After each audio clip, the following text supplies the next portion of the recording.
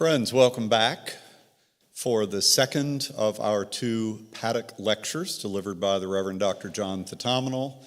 I don't need to spend time on a long introduction today, other than to remind us that we received yesterday a robust diagnosis and reflection on etiology of our post-truth, not moment, but condition. And we are hoping to hear much about the prognosis and the therapy for this today. Before I bring John back up, though, I do want to, because I wanted to do this yesterday and just slipped my mind, wave the book in front of you and say once more that this latest book of John's, Circling the Elephant, A Comparative Theology of Religious Diversity, is remarkable in bringing together what I described yesterday as the three major areas that he intersects in his work. I also want to correct that this is Fordham University Press. I glanced at the YouTube video last night to make sure that it looked good, and it was up, and I discovered that the word that came out of my mouth was fortress. I think there should be a rule against two religion and theology publishers having names that begin with F-O-R, but it is not Fortress. It is Fordham University Press that puts out this series, Comparative Theology, Thinking Across Traditions, and that is the press where John's latest book has its home. Without any delay, Dr. Thetomenal, please.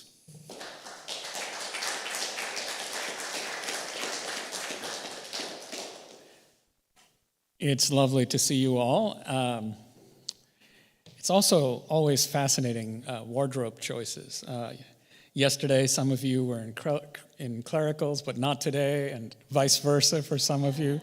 I never know quite how we make these decisions. I'm only 3 years into being an Anglican priest, so I never quite know either. So. Yeah. Well, it's wonderful to be with you, and I'm eager to get going. So I'm going to dive right in. In yesterday's lecture, I argued that post-truth is a problem of the heart, not of the mind narrowly construed. Or, still more accurately, I argued that the bifurcation of mind from heart, of reason from desire, goes to the root of the problem. We do not know the truth because we do not want to know the truth. So it follows that any attempt to inform our way out of the post-truth crisis is naive, short-sighted, and doomed to fail. Information alone cannot cure a problem of the heart. Only transformation can. In this lecture, I will offer first a prognosis for our post-truth condition before offering some tentative proposals for a therapy to treat that condition. I will argue that we have powerful reasons for hope. The hold of falsehood seems stubborn and intractable, but Christian traditions affirm that the heart is not only an errant and vagrant organ. The heart is also a compass oriented to its true north, the divine. Or, as Augustine most famously put it, our hearts are restless until they find their rest in thee. Which is to say that the heart innately knows the true from the false. Even a strong account of human captivity to sin does not vitiate the first and primary affirmation of faith that we are created by, in, and for God. The heart not only knows the true from the false, but innately longs for the true. That is the ground for hope that the post-truth condition need not be terminal. The grip of the false, no matter how persistent, cannot equal the power of truth. As for the matter of therapy, all our traditions affirm that if the heart can be corroded and made captive to the false, the heart can also be tutored and transformed. A genuine therapy of desire is possible and realizable. Traditions know how to cultivate what Foucault calls spirituality, namely those, as he puts it, researches, practices, and experience which may be purifications, ascetic exercises, renunciations, conversions of looking, modifications of existence, etc., which are not for knowledge, but for the subject, for the subject's very being, the price to be paid for access to truth. Hindu, Buddhist, and Christian traditions have all affirmed the basic proposition: if no transformation, then no truth. If no desire for truth, then no possibility of arriving at truth. Yesterday, I argued that even when keen-eyed contemporary analysts of the post-truth problem are aware that we are trapped within falsehood because we do not want to know, few imagine addressing that root problem, treating those distorted desires responsible for our entrapment. Hence, their proposed solutions remain technocratic, informational, and oriented towards such social policies as regulating social media. Nevertheless, the logical consequence of our argument thus far is this: if no change in affect or desire, then no change in the underlying conditions that permit truth to be recognized. We have yet to learn from Jesus that a dull and corroded heart will forever remain a captive heart. Only a healing of desire can bring us out of our post-truth predicament. But can the heart be set free from its ancient and recalcitrant captivities? Can the heart truly be healed? Recall also that my grave diagnosis of the post-truth predicament goes beyond the standard list of distortions, such as conspiracism, climate denial, election denial, vaccine denial, and the like. I include other broad cultural disfigurations, including our bondage to the desire-generating and controlling mechanisms of the market and neoliberal capitalism, and other systematic powers that capture the heart, including, I'll now add, whiteness and patriarchy. Can such mighty misenchantments be contested? Can the heart truly be set free from such pervasive, culturally entrenched forms of captivity that afflict us, not just them? Answering the can question is the work of prognosis. Answering the how can question is the work of therapy. We will tackle both today. Even though I know I have a whole lecture trying to do that, it still is a daunting thing to say. I'm going to treat both of these questions. First, a question. Why believe that our religious traditions have anything to say about the post-truth crisis? Shouldn't this matter be left to sociologists, policy wonks, legislators, and perhaps some practically minded philosophers? Yesterday's lecture sketched the answer to this question, but let me amplify. Religious thinkers and communities must intervene in conversations about post-truth for two reasons. First, religious traditions are projects in truth-seeking. They disagree about what that truth is, but the central task to which traditions commit themselves is the work of bringing persons and communities into proper comportment with reality, rightly interpreted. Religious traditions, and I can't amplify on this, posit a comportment theory of truth, not a correspondence or coherence theory of truth. Theistic traditions and non-theistic traditions hold that human fulfillment depends on an ardent and unrelenting pursuit of the real. Their material disagreements notwithstanding, all believe that human fulfillment, the Hindu term is parama purushartha, is impossible other than through a quest for and then coming into harmony with the truth with a capital T. Only the truth can satisfy real human longings. The second point of consensus is that this pursuit of the real must indeed be a pursuit. Religious communities strive to give themselves over to a thoroughgoing desire for the truth. To borrow from Catherine Keller's question yesterday and reframe it, religious traditions desire to desire. The intensification of desire is a central project for a variety of religious traditions. They seek to transform, not merely to inform. These traditions know that truth requires more than information dissemination. The exception or interruption to this long knowing occurs only during and after the Enlightenment, in which we in the West came to believe that knowing and desiring are independent and even inimical operations. The time has come for us to recover older wisdoms, including the wisdom of desire.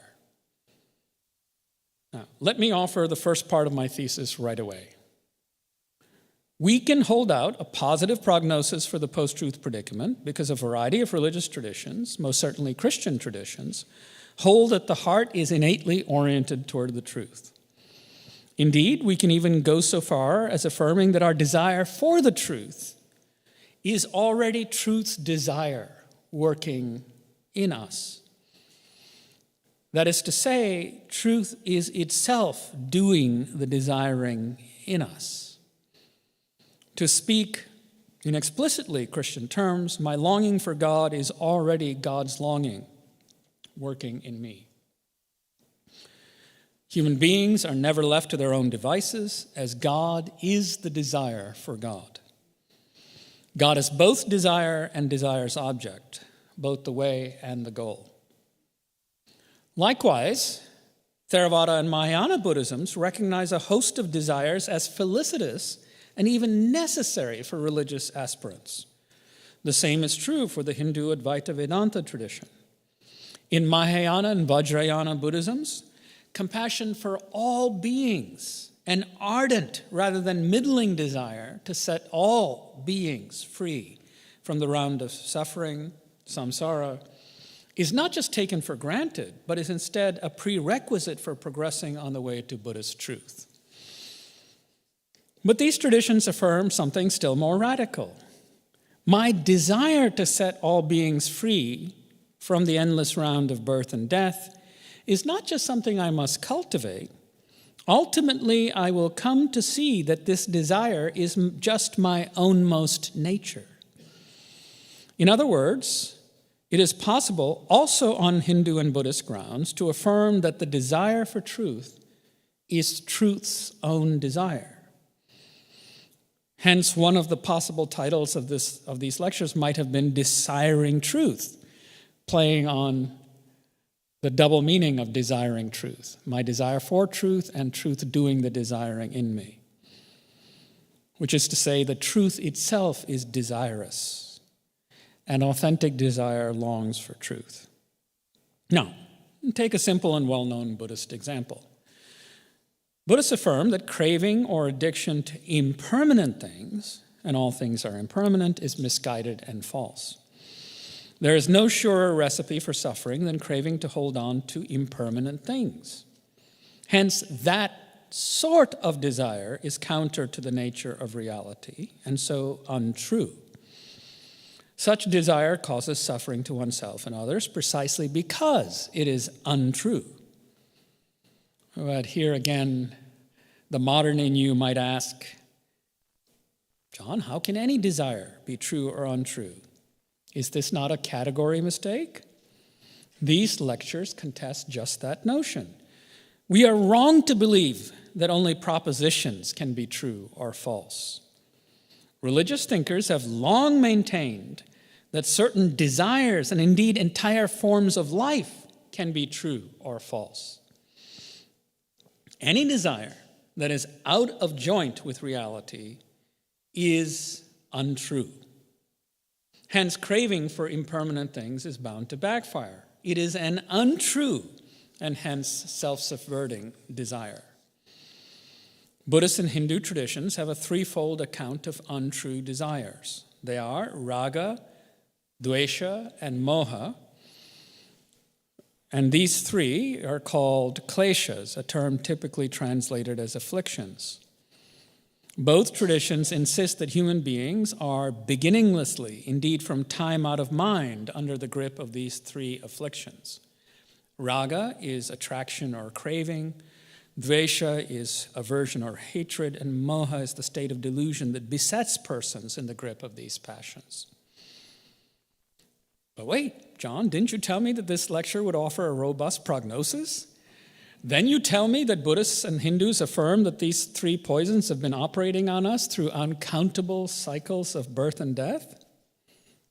I am. But that is not the ground for hope. The positive part is that Buddhists believe that human beings can escape this predicament. Buddhists hold that these three poisons have their hold on us only because of ignorance, the ignorance of imagining that we have permanent and enduring selves. We imagine that we are or possess selves that are private, non-relational, isolated, and enduring. It is this mistaken and innate assumption that generates the egoism that drives craving, aversion, and delusion. Once we have come to see that there is no such enduring self, the root error that keeps us in their grasp, we will be set free from the round of beginningless rebirth and re-death. But how? How are we to break hold of this false vision of reality? How is right knowing to be accomplished? Certainly by teaching. Teaching the truth of anatta, or no self, that there is no permanent self. But teaching alone is insufficient. After all, otherwise, why after all these years of teaching Buddhism, has no student in any of my decades of teaching shouted, "Ah, now I see," and walked out of my classroom enlightened? That is because, by and large, I teach propositions about Buddhism.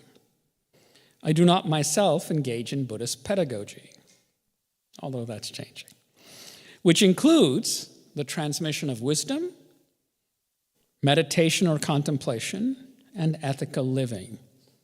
The truth has to be heard, the truth has to be internalized through meditation, and the truth has to be embodied in right living. Note the richness of this complex and multi-stranded therapeutic itinerary. Truth is not to be found in propositions transmitted informationally to the student. But do Buddhists simply dive into this work of teaching and transmitting wisdom? Absolutely not. Critical to Buddhist life is the cultivation and practice of what might be called counter desires. The phrase is not mine and not to be found in the tradition. These counter desires are the 4 Brahma Viharas, literally translatable as the divine abodes, but more commonly translated as the 4 immeasurables. They are loving kindness, maitri, compassion, karuna, sympathetic joy, mudita, and equanimity, upeksha. Although they are not typically classified as desires, they clearly are positive affective states that we must desire to desire, that we must cultivate in ourselves. Love or loving kindness is the wish for the well-being and happiness of all beings. Compassion is the wish or desire that beings be freed from suffering. Sympathetic joy is the desire and practice of taking delight in the joy of others. And equanimity is steadiness of mind and a deep-rooted composure that is marked by impartiality. The centrality of cultivating these core dispositions and desires demonstrates that positive affective states are regarded as indispensable to Buddhist practice. You cannot truly understand Buddhist wisdom until these deep desires take root in you.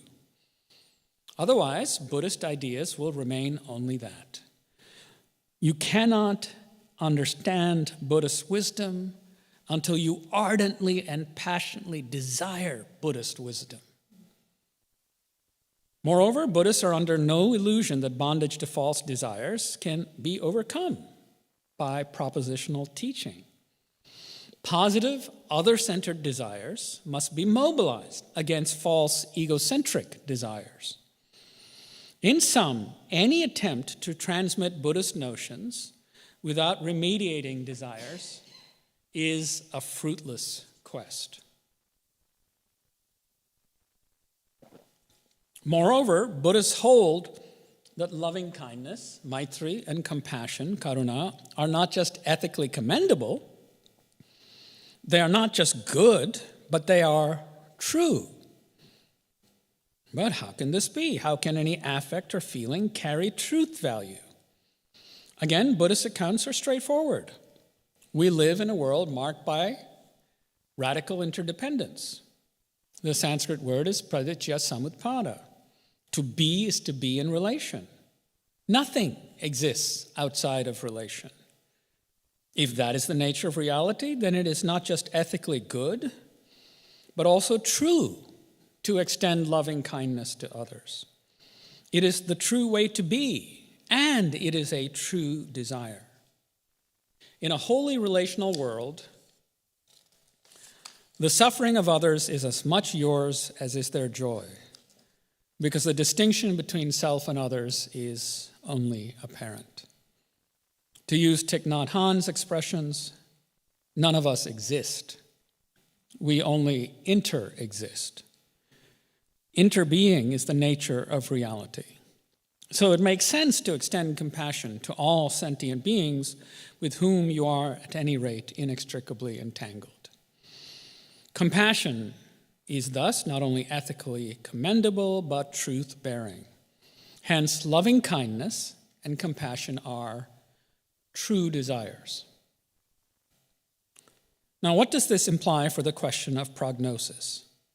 If compassion and loving kindness are truth-bearing, if they are in accord with the way things truly are, then contrary desires, self-seeking desires, aversion toward and hatred of the other to whom one is inextricably bound, however durable such desires seem to be, are not intractable because they are out of joint with reality.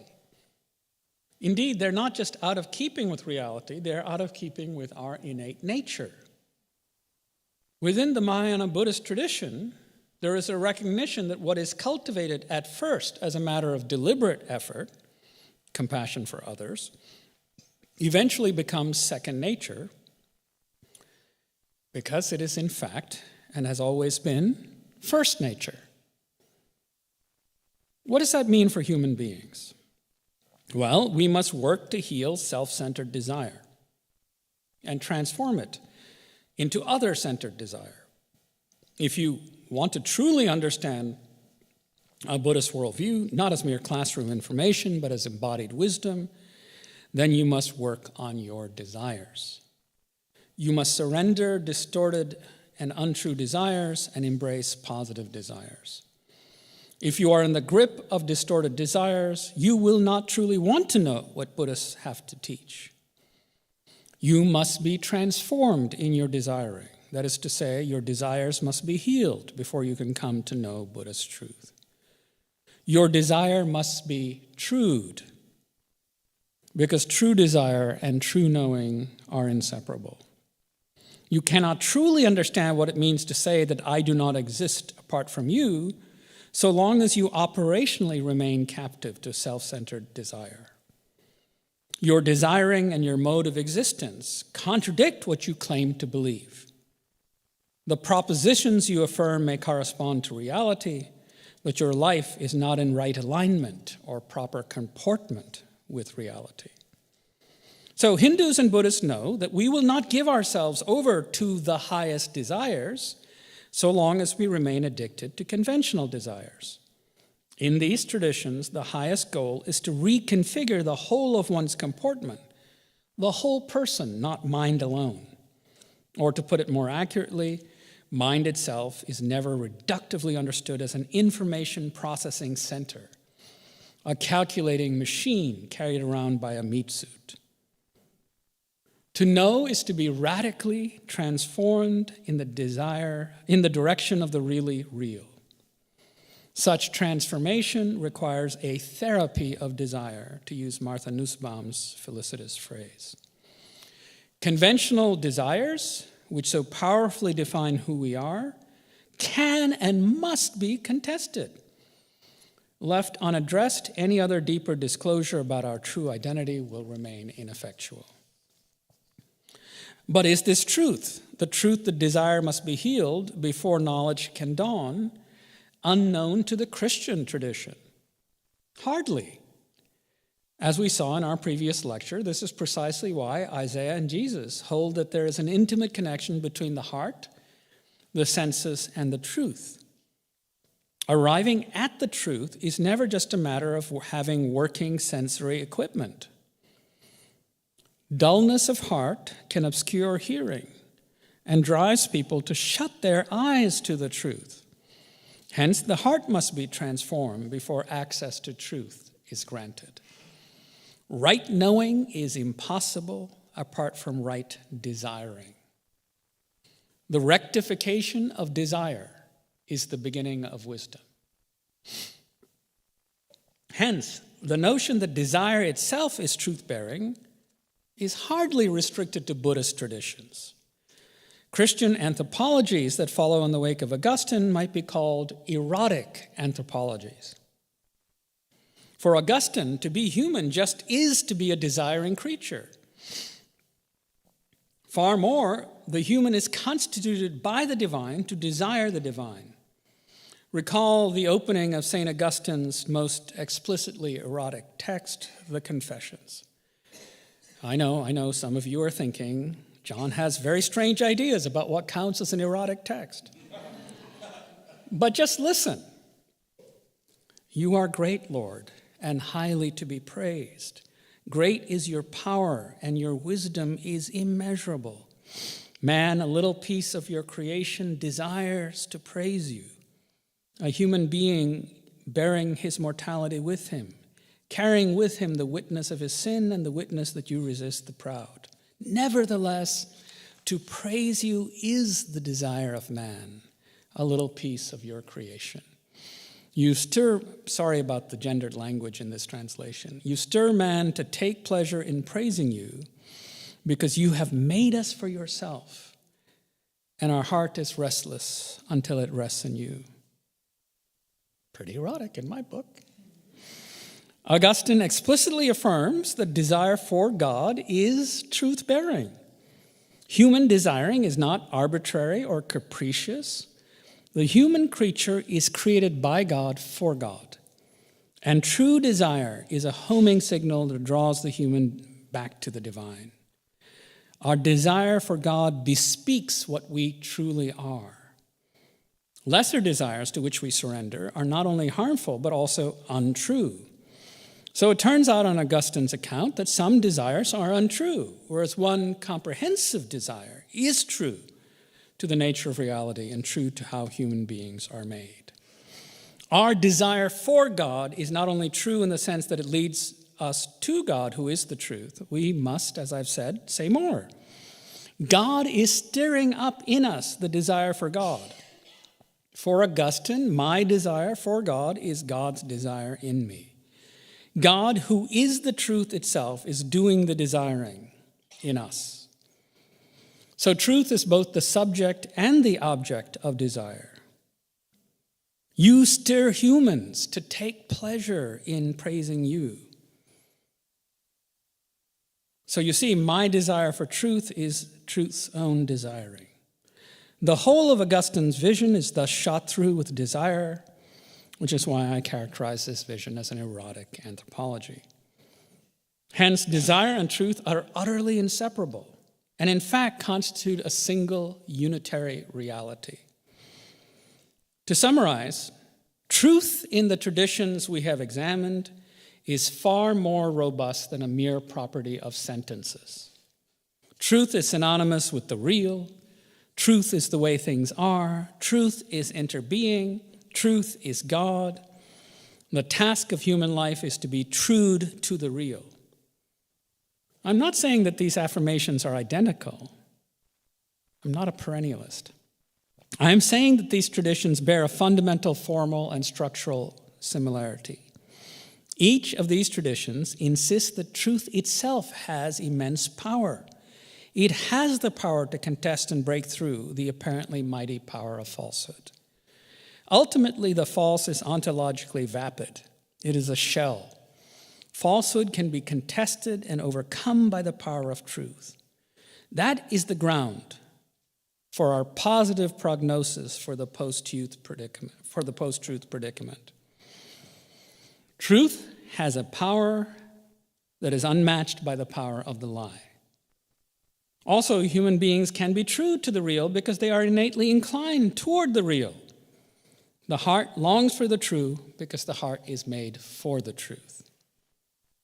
Now, even though religious traditions insist that there is within us this innate orientation toward the truth, they have always thought that human beings have no chance of arriving at the truth, merely by propositions, creedal or otherwise. You can forget about it. Notional assent is never enough, especially so long as we remain bound to false desires. Distorted desires are present and active in virtually each moment of psychic life. We are habituated to them, not least because powerful cultural forces have mastered the heart of holding us captive and entranced.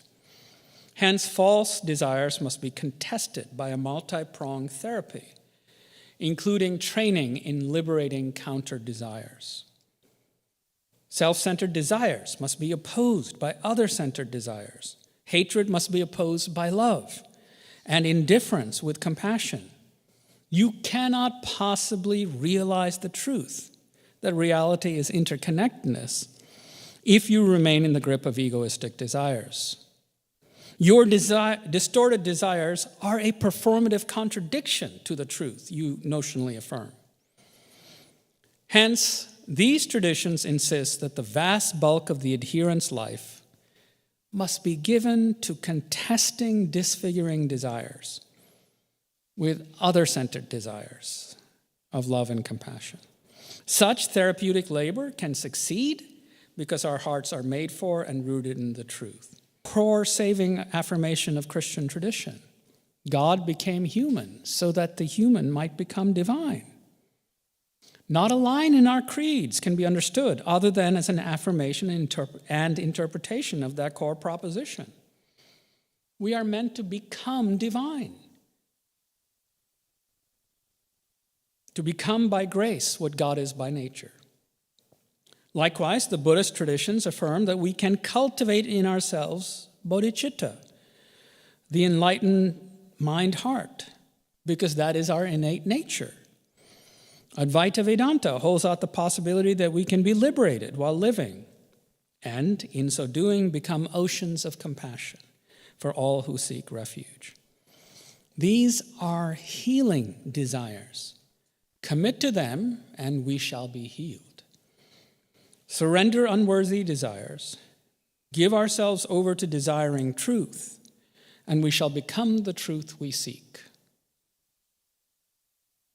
Just how we do so brings us now to the question of therapy.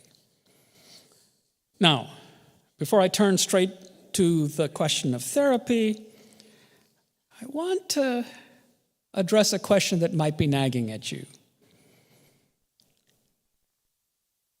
Perhaps you're pondering this question. What does John's lengthy discussion of Buddhist, Christian, and Hindu traditions have to do with the public problem of post-truth? If segments of our audience are uninterested in religious traditions, would my efforts thus far and your careful listening have been in vain? I think not. From my remarks thus far, I believe we can distill 3 core axioms that have far-reaching implications for the post-truth predicament. Of course, in using the term axiom, I am upping the ante. I am indeed suggesting that the following affirmations have depth, heft, and at least to me appear to be incontestable. So much for post-truth. I'm holding out for the incontestable. And because I hold them to be incontestable and generally available propositions, I think they ought to be and can be made convincing to secular audiences as well. They have the ring of the truth, or so I hope. So, axiom number 1. You cannot know what you do not love. You cannot know what you do not love. Axiom 2. Apart from love, you do not know a thing as it is, but as you are. Axiom 3. In order to see clearly, you must be transformed by undertaking a therapy of desire. These 3 axioms are so intimately and inseparably related that it's difficult to treat them one at a time. I take them to be strictly derivable from Jesus' words about the dullness of the heart as the root cause that obscures understanding. Although I derived them from a study of religious traditions, I believe that the force of these axioms can be demonstrated to broad swaths of the general public. Their truth is not contingent on prior adherence to Buddhism, Hinduism, or Christianity. So let us take them up in turn. First, you cannot know what you do not love. Love opens the heart-mind, removes the impulse to grasp or to hate, generates a field of openness within which the beloved can be perceived. To know anything or anyone, a book, a grove of trees, a garden, or a person, love is indispensable. To know the world, you must be lovingly disposed to the real. And such love is not a fixed and static quantity. Love can be cultivated and deepened. Consider the words of the brilliant Anglican mystic Evelyn Underhill on this score. And these are just beautiful. We know a thing only by uniting with it, by assimilating it, by an interpenetration of it and ourselves. It gives itself to us just insofar as we give ourselves to it. And it is because our outflow towards things is usually so perfunctory and so languid that our comprehension of things is so perfunctory and so languid. 2. The great Sufi who said that pilgrimage to the place of the wise is to escape the flame of separation spoke the literal truth. Wisdom is the fruit of communion. Close quote. That's from her brilliant little book, Practical Mysticism. Seeing and loving, or for Underhill, touching is even better, are inseparable. If you are not lovingly disposed toward the real, you cannot see things as they truly are. When traditions call us to take up the work of detachment or ascesis, what they want us to deny is not desire as such, but only its egocentric, controlling, and dominating configurations. The goal of that work is to release desire outward in acts of world-embracing appreciation. Our work is to become worthy of the world, to recognize its beauty and loveliness without seeking to possess, control, and dominate it for our instrumental uses. When the world is loved in this way, we see the world as it is, not as we want it to be. Second, the world's religious traditions would affirm this incontestable truth. Apart from love, we do not see the world as it is. We see it as we are. Our reactivities, our biases, our prejudices, our pre-existent in-group loyalties color what we see. This is true for persons, communities, and our lives as political actors. The state and shape of our desire shape or misshape the world we see. The religious traditions we have examined have named the core distortions of the heart as egocentric in character: craving, hatred, or aversion and delusion. At least one Christian way of saying this is to speak of incurvatus in se, being curved in upon oneself. Distorted desires can be identified because they seek to appropriate, consume, dominate, or bend reality to our will. Third, to know truly, you must be transformed. You must change your life. We cannot hope to inform our way out of the post-truth crisis. Information alone is necessary but insufficient. We must undertake a therapy of public desire.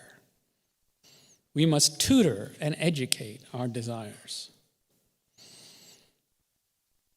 These three axioms can, I believe, win broad public assent and do not require a prior commitment to the religious traditions from which they are derived.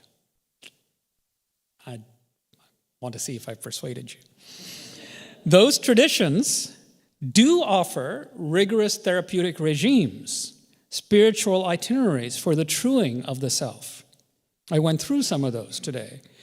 But their wisdom can be recognized as invaluable by broad segments of the general culture, including growing numbers of the American public who count themselves as SBNRs, spiritual but not religious.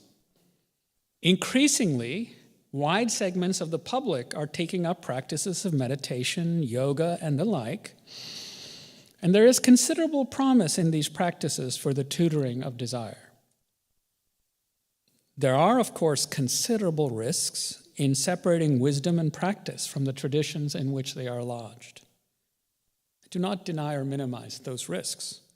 But the risks of a populace without any spiritual intuitions or disciplines strikes me as far, far more dangerous.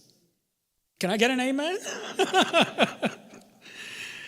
Now, we come at last and late to one final and most vexing question.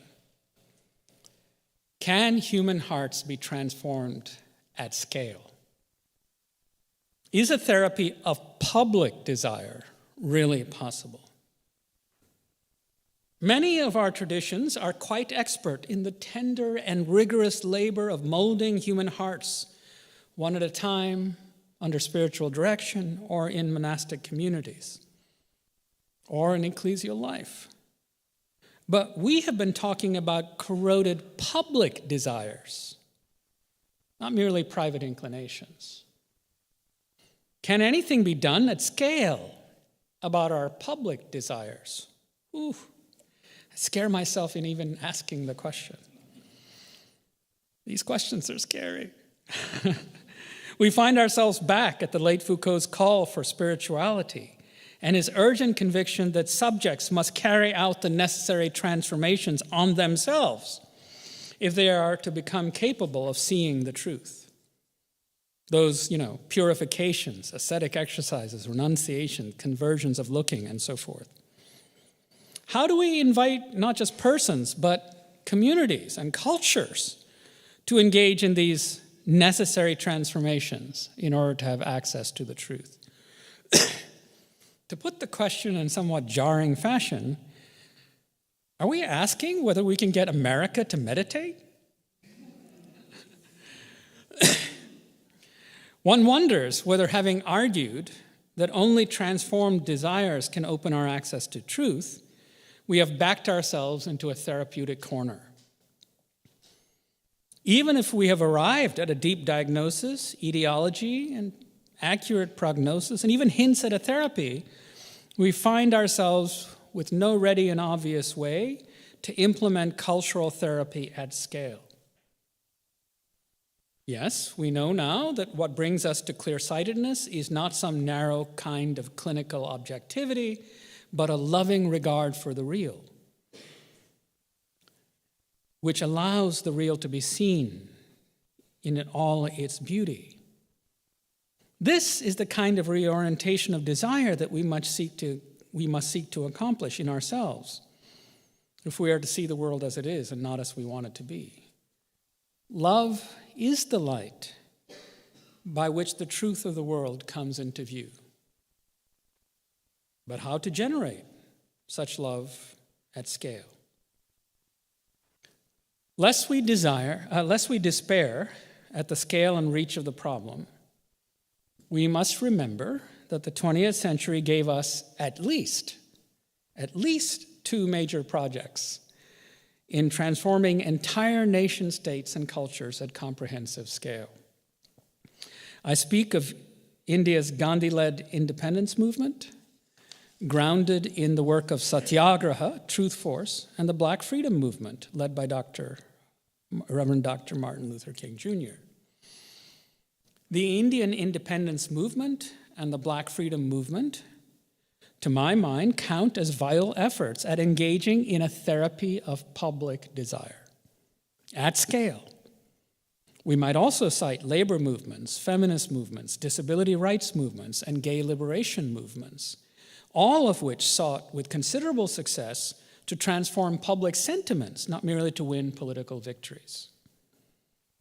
But I will focus my final remarks on just these two movements because they are movements I know best and because Gandhi and King explicitly theorized their work as projects in the transformation of desire.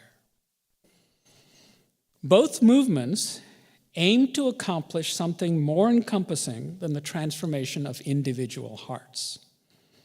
These were movements that sought to change public culture and in so doing bend the moral arc of the universe toward truth. Gandhi explicitly called this movement Satyagraha. The word literally means truth force, applying the power of truth to transform structures of domination and violence. Gandhi was under no illusion that the British could be argued into surrendering colonial control. Instead, he argued that we needed to mobilize truth, understood as a force. But Gandhi also insisted that truth force was wholly synonymous with love force. Hence, he used truth and love interchangeably. As for King, I argued that he insisted that Gandhi gave to us a new Christology, a Christology of Jesus as Satyagrahi, one who is the exemplary nonviolent resistor, par excellence. Now, here is King writing about Gandhi. As I delved deeper into the philosophy of Gandhi, my skepticism concerning the power of love gradually diminished. And I came to see for the first time its potency in the arena of social reform.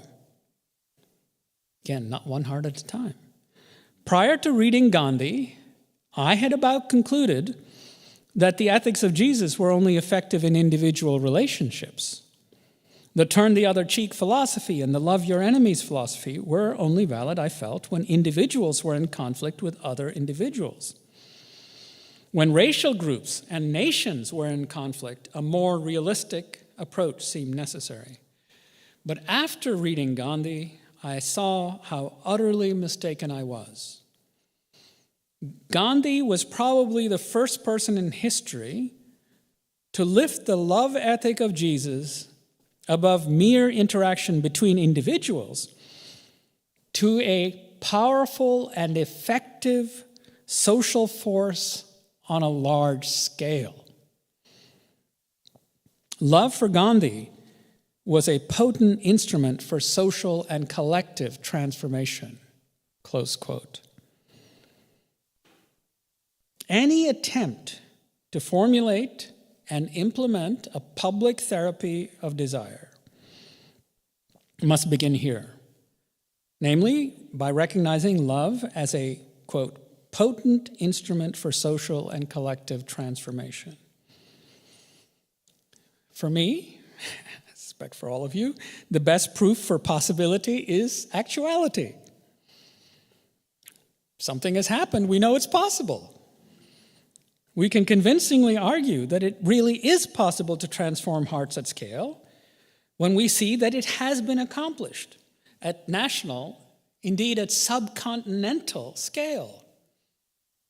Gandhi's capacity to inspire and encourage hundreds of thousands to commit to practices of nonviolent love, and so mobilize vast segments of the Indian nation to transformative action, offers convincing grounds for the argument that therapies of public desire are indeed possible.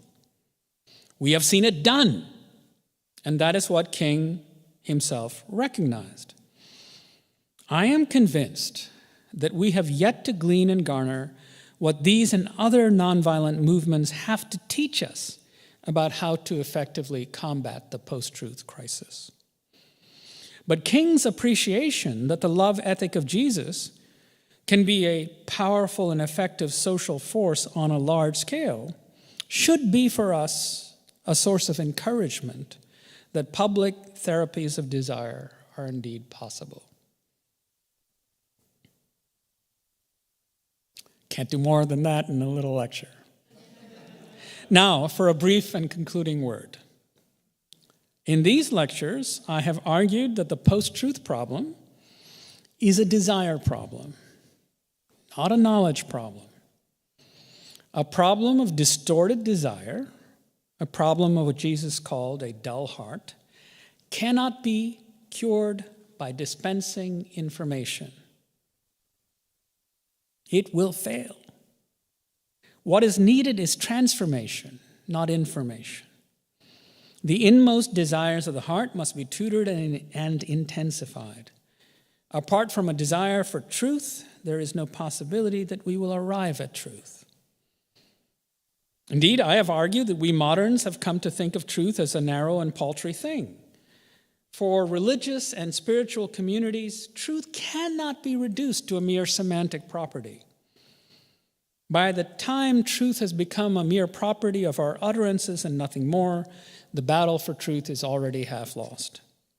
So thin an account of truth makes it hard to see how or why truth itself could be desirable. For the traditions I have engaged in this lecture, truth is synonymous with the real, how things really are. The goal of life is to come into right accord and attunement with the real. That is what I call a comportment theory of truth, rather than a correspondence or coherence theory of truth. Every tradition I have cited contends that we come into right accord with the real only when we desire and love the real. Hence my fundamental axiom: you cannot know what you do not love. Moreover, if, as Gandhi insists, truth is love and love is truth, how can we possibly arrive at the truth other than by way of love? The means we use and the end we seek must be in harmony. Hence, we must give ourselves as persons, but also as public cultures, to a loving and appreciative regard for the real, so that the world as it is can genuinely come into view, and we can say of her what Adam said of Eve, albeit with a critical and indispensable reversal. At last I now see that I am bone of her bones and flesh of her flesh. The way to the truth can be none other than the way of love. Thank you.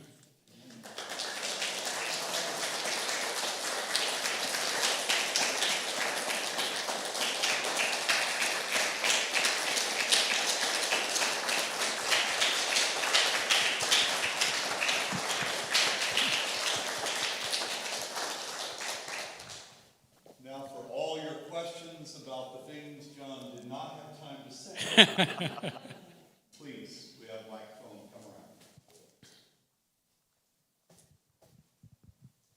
Thank you for two very good lectures. I really Thank you. found them very, very helpful. I went home last night and I wrote down my question, and I think you probably got to it at the end of it all. Your thesis is grounded in, as I heard it, in the desire of the heart as relates to knowing the truth. And I share that view. Yeah, there is also desire of the heart as it relates to life and living, particularly longing to survive and thrive, as often is the case in the global south.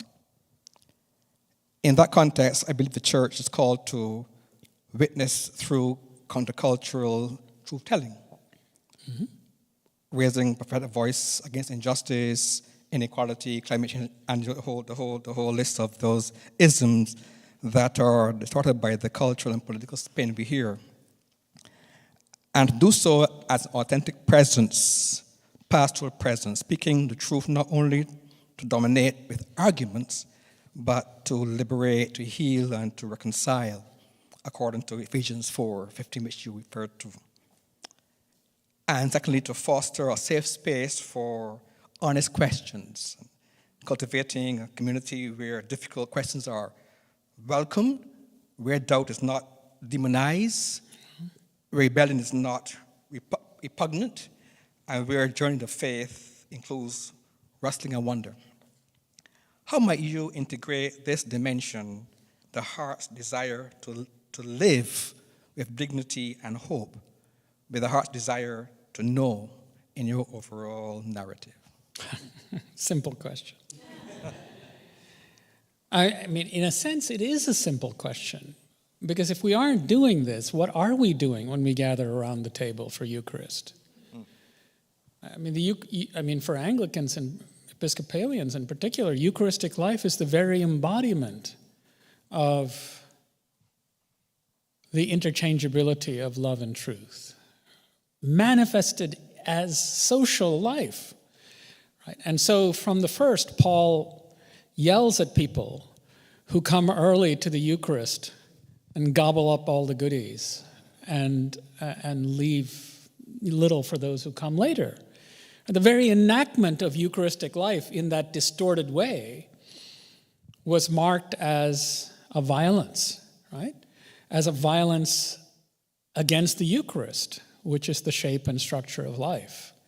So part of your answer is that we apparently have not done a very good job of telling people what we're doing when we're conducting Eucharistic life, and its own intrinsically egalitarian implications.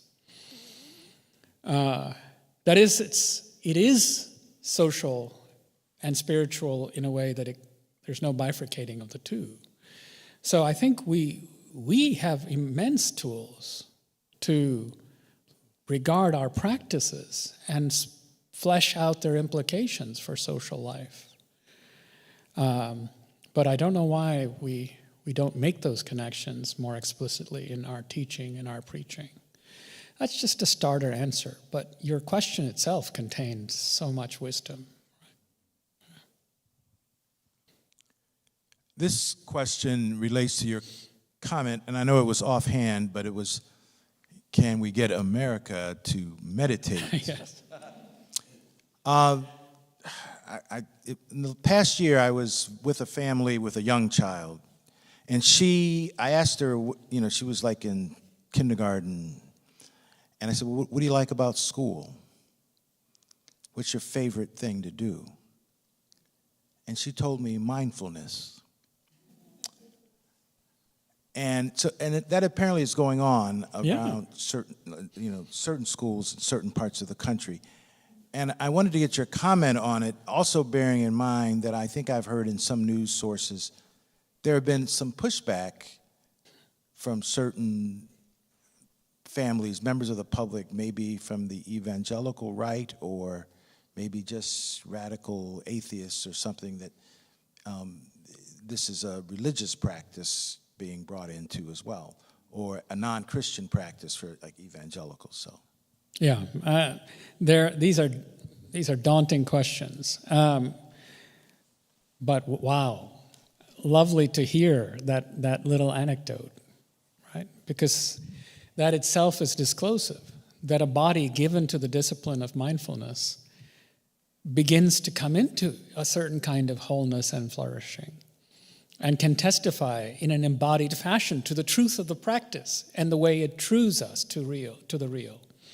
I mean, as I was listening to you, I was thinking of Simone Weil's marvelous essay on the right use of school studies, which is a brilliant article, essay, which actually says that everything we do in school is really a training of attention.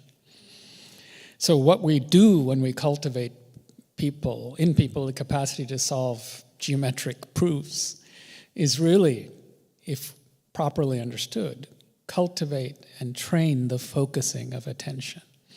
And for her, of course, the purest form of love is attention. Giving attention to someone. To be truly able to give attention to someone rather than be caught up in all your preoccupations and your anxieties and what you're going to say next is a miraculous disposition that has to be cultivated. Right? So I think there are ways that we can use a variety of vocabularies, including notions of attention, to be able to say, no, actually, everybody needs to know how to focus. Everybody needs to know how to pay attention.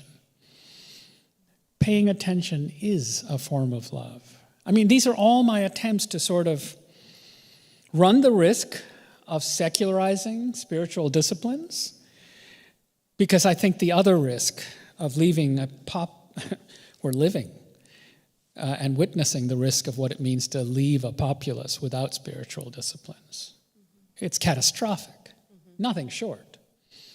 So I teach courses in which we read and discuss the problem of appropriation, of taking practices that are not part of your tradition. So I'm acutely aware that there are grave risks here. I'm just saying there are greater risks that we run if we don't at least venture a responsible dissemination of spiritual disciplines in order to redirect desires. And if my axioms, I know I'm not likely to convince people that they are axioms, they seem so to me, are true, and the force of an axiom is that once you say it, people say, yeah, duh. I mean, maybe not in math classes, but right, the moment that you you comprehend an axiom in geometry, that's a moment when its incontestability becomes obvious to you. Do you see what I mean? I mean, if you remember those moments, in math class where somebody said, well, A is A, and you're like, yeah, of course A is A. And then you went through a series of proofs that expanded from that. The force of the conviction that dawns upon you has to it an incontestability. And I think the statement, you cannot know what you do not love, has that kind of force. And I think we can communicate that force. Of course, we derive it from our particular traditions and practices, but its truth ought to be apparent to people who are longing for truth, which is why I think that the discourses of spirituality are so powerfully pervasive in the culture. People want this. They want access to disciplines, to mindfulness, to attention, and the cultivation of attention. I don't know if that counts as something of an answer to your searching question, but it's cultural work. We have to do the work, and we will have to contend with opponents. Yeah? Welcome to the fray. I want to say the good news that we don't have to worry about misappropriation of our own Christian practices, That's right? right. So all of us here get to be steeped in it and deep in it. And your point about tutoring the heart, I just love that phrase. And it brought to my mind how my own heart has been tutored by James Finley in his podcast, Turning to the Mystics. And the way in which he brings forward, I mean, Teresa of Avila talks about the desire in me was placed in me by you, like it's all of one piece. And even in this podcast, he addresses, some secular writers like Gabriel Marcel or T.S. Eliot's Four Quartets, things like that. People who aren't speaking specifically from a religious context, but are embodying the religious truth. And I will say that because this has been so life-giving to me, I decided to feed some to my congregation in my sermon, just a spoonful. Since I don't want to get out over my skis and I'm not sure where I'm going, but I'm like, ooh, this really felt good to me. I'm gonna give them a little sprinkle in here.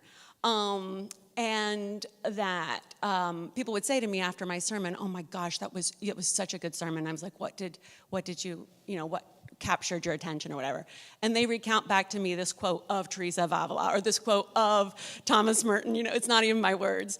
And so I just want to remind us of the availability of this. And Dr. King, the reason he had within him the clarity of the social construct could change because of his own personhood. He allowed his own personhood to be used to the purpose of amplifying this Christology and this view of a new reality. And the late Barbara Holmes wrote a book called Crisis Contemplation, Healing a Hurting Wounded Village or something, and looks at it exactly in this way, who we are collectively.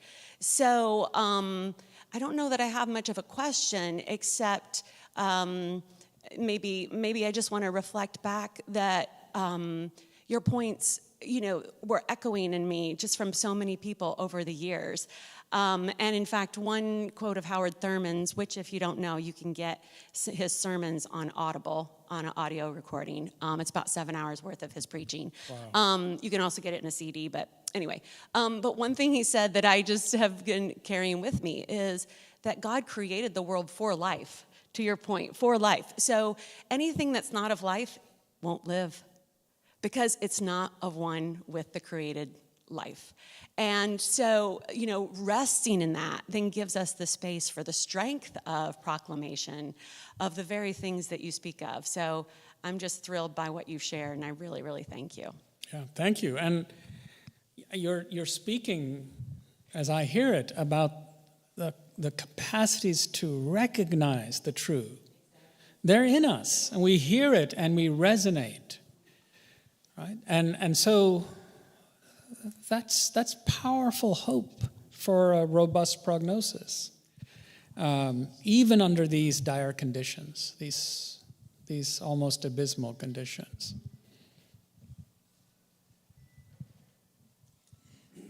Oh, John, this is, of course, an amazing second part, and we need infinitely more parts, but I think we'll all have to contribute to them.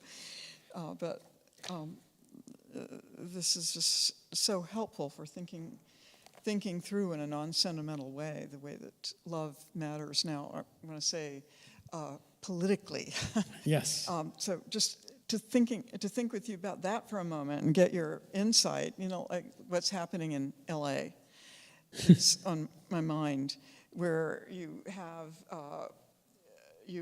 great numbers of citizens going out to demonstrate, not first of all against Trump, but actually on behalf of immigrants.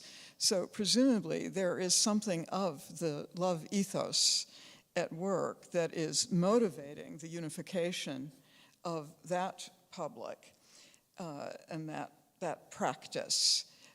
So a certain kind of love truth about the situation of immigrants is mobilized in such a demonstration. And then we have the response from on high to this. We have this basic move to go to war with these peaceful demonstrators, but isn't what's happening there an attempt to, in a sense, mobilize the Trump public over and against this pro-immigrant public by pointing out how massively they have gathered as enemies, as otherness. So it seems like there's a relational model on the one hand trying to operate, and then in response to it, there's the gathering of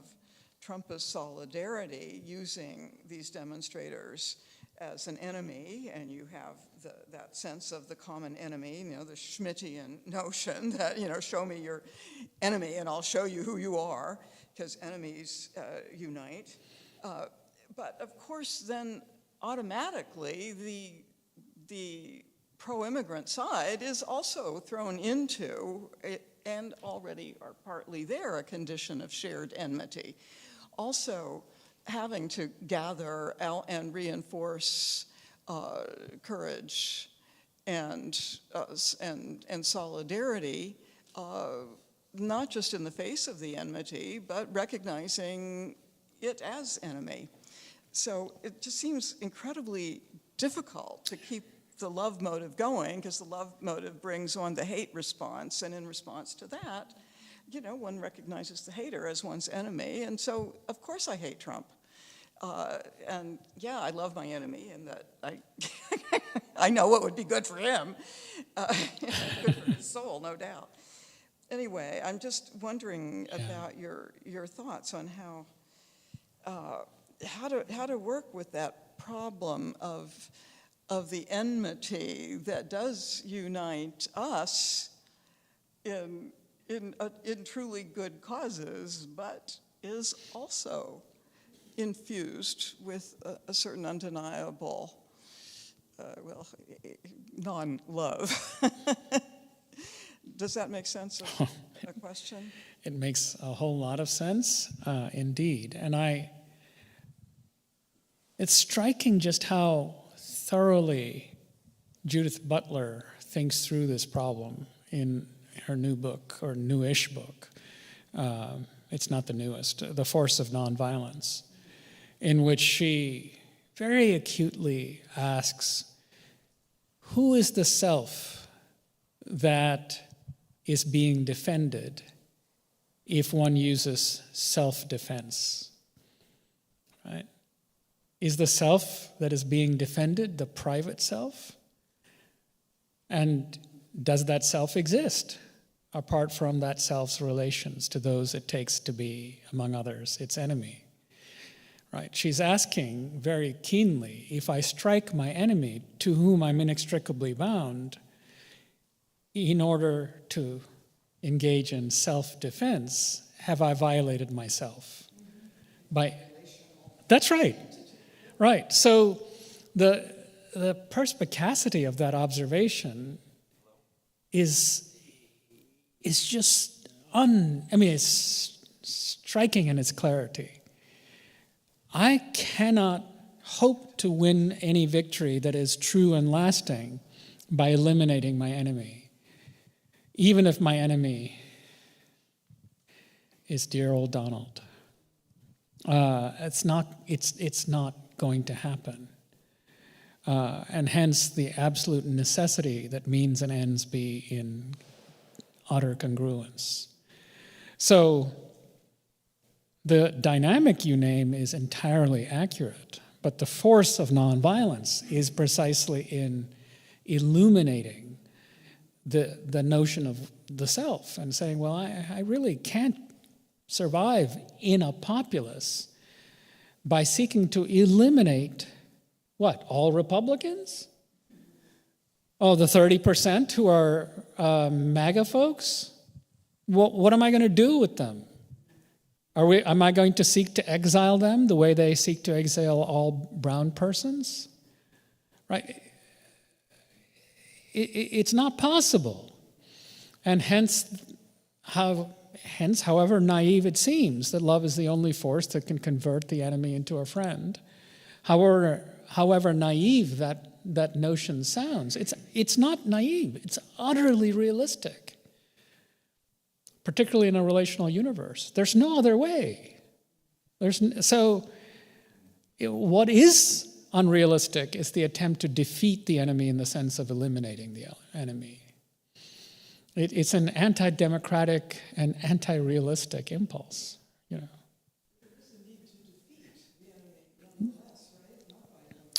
And this is where the nonviolence traditions are particularly helpful. It's never to defeat the enemy. It's to defeat the causes and projects in which the enemy is complicit. So nonviolence traditions always insist that we must aim at the powers, to use Christian language, the powers and principalities. And if we mistake persons with powers and principalities, we're done. Right? Then we really must defeat our enemies, not the powers they serve. My enemy is as much bound to those powers as I am, to some extent, right? Perhaps more so. But here we're not talking, right, as though I'm wholly innocent and they wholly guilty. Good Lord, these are naive notions. And hence this sort of very clear statements in Gandhi and King. We do not oppose our enemies. We impose the structures they serve. Thank you for this. It's been eye-opening on many levels. I've been thinking for a long time that people on both sides might choose to stop using the word fight to promote their efforts, because it's a word that is so loaded that it defeats, that's the same thing, your purpose. Is there a way around that? Is there a way to enlighten people about the trigger points of language? Yes, I think so. And yet, I don't notice in Gandhi and King any reluctance to use the language of battle and fight. They use the language of struggle, in part because they're convinced that we will be in conflict.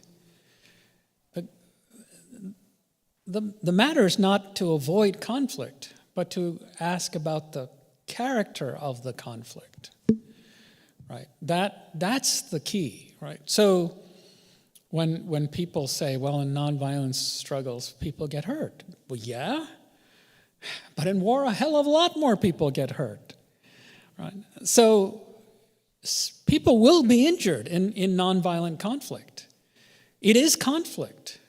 And it does no good to minimize that we are in conflict. But it would be helpful to name what we are in conflict with. And that's where I think it's naive to think I'm in conflict with my opponents. That's just totally naive. When you read someone like Baldwin, especially, he's an acute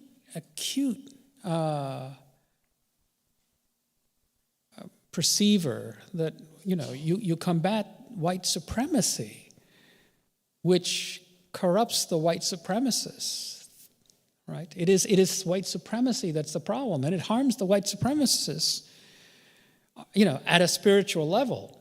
It harms me materially, but it harms the one who is complicit with it rather more intimately. So to name the thing you are fighting, that is, it seems to me, to be the key. I don't see any reluctance in Gandhi or King to say that they're in a fight. Isaiah said to beat swords into flesh. So beating is... Yeah, it's a kind of activity, yeah. Very aggressive. Yeah.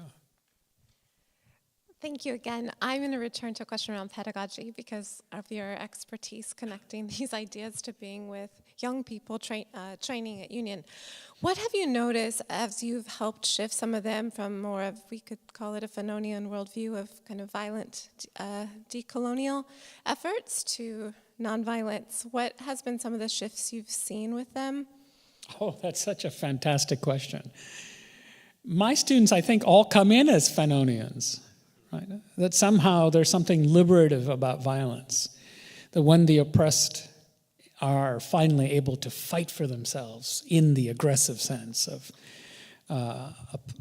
opposing and defeating, and if necessary, killing or injuring their opponent, that's how a certain kind of ability to stand up emerges, a kind of right to self-determination and agency and so forth. But these are the same people who then say things to me like, quoting powerful feminist voices, you cannot defeat the master with the master's tools. I'm like, wait a minute. But you're proposing that we use violence to defeat violence. And then you go and quote Audre Lorde to me? Now, come on. There seems to be a contradiction here. And they're like, "Ma." I mean, do you really think that violence is a thing that you can wield?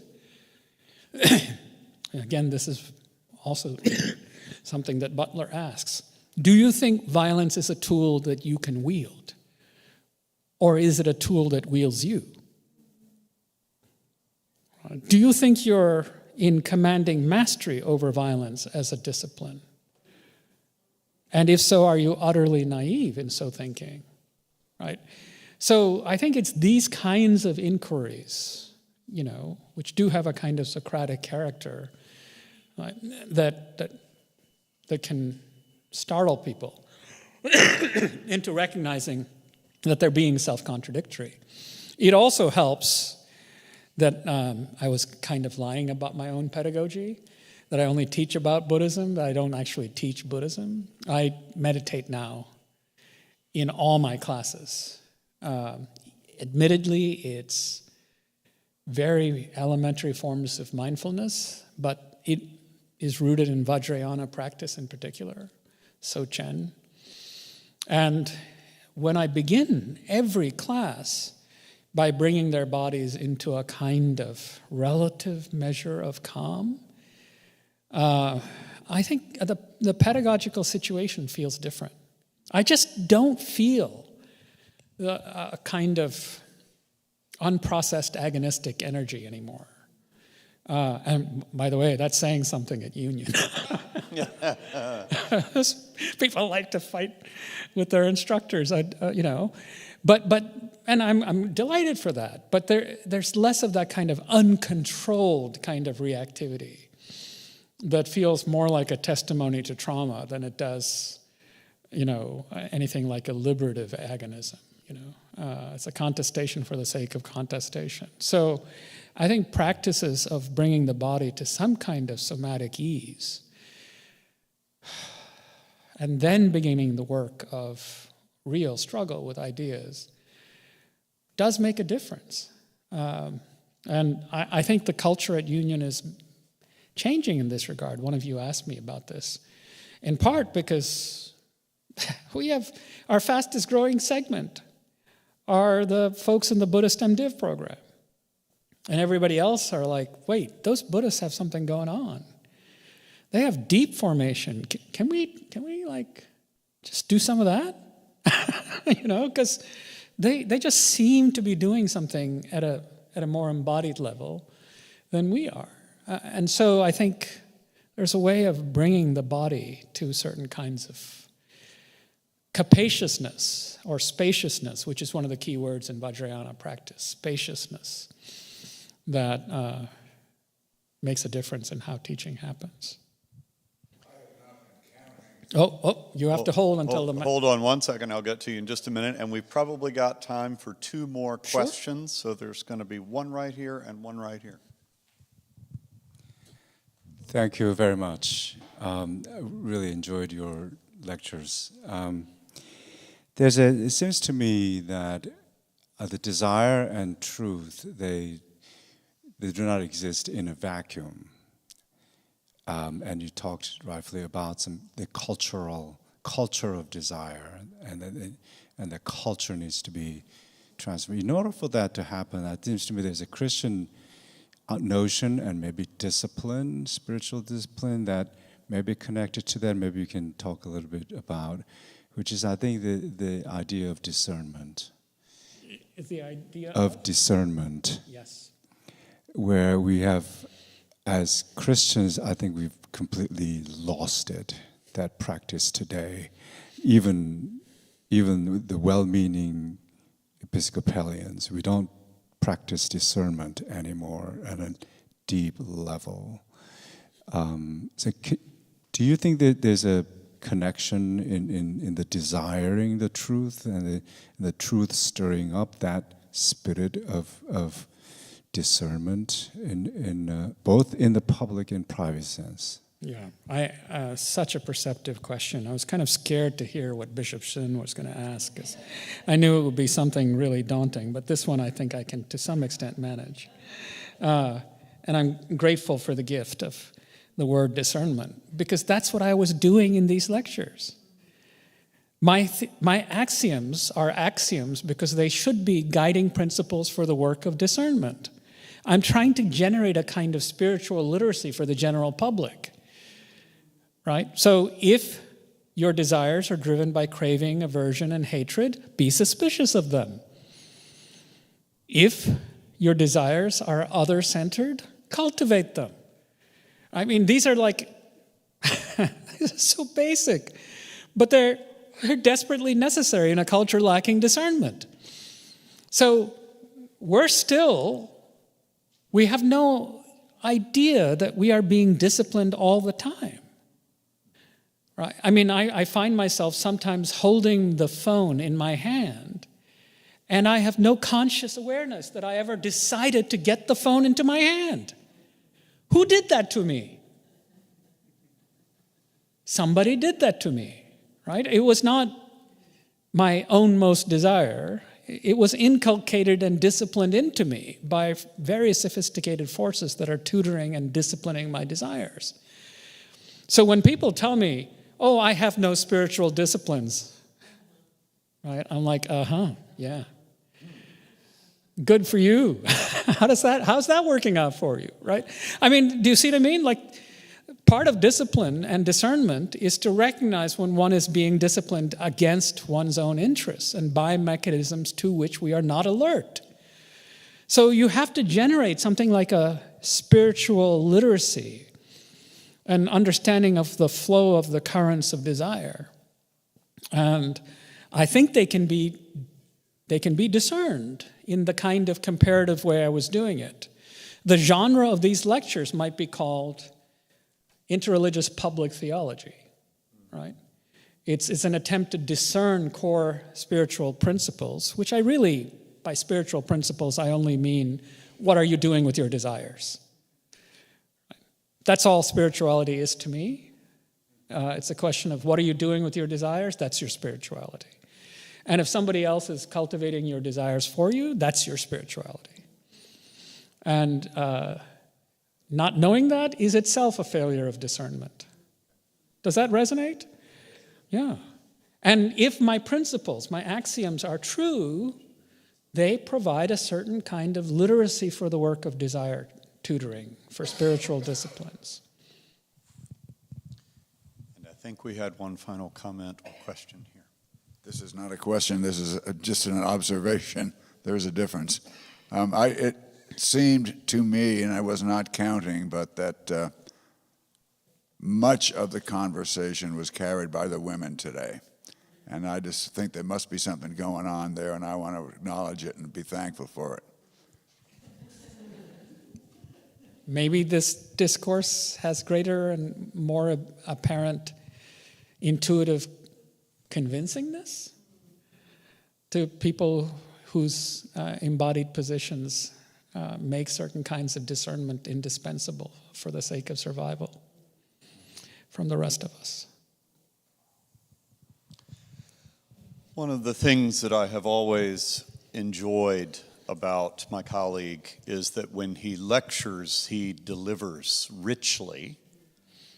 And when you ask him questions afterwards, he continues to deliver rather than just riffing on what he has already said. This has been extremely rich, and I know that you would join me in thanking Dr. Thatomanel for these lectures.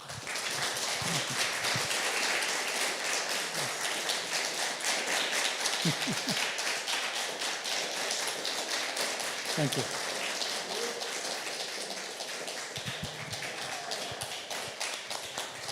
Thank you, friends, and thank you, John, for an amazing lecture series. Just a few logistic points about the remainder of the day. Eucharist, the Alumni Memorial Eucharist, will be at 5:30 in the Chapel of the Good Shepherd. It is incredibly hot in the chapel, so I do encourage you to linger in a cool space and then come to chapel just in time. Following chapel, following Eucharist, we have a reception in the Hoffman Refectory, which is air-conditioned, thanks be to God. There will be drinks and past apps from 6:30 to 6:45, and then a served dinner from 6:45, at which time our distinguished alumni award recipient will have the award conferred, and it will be a great honor to hear from him, Canon Edwards. So thank you all for being here, and this concludes the 2025 Paddock Lectures.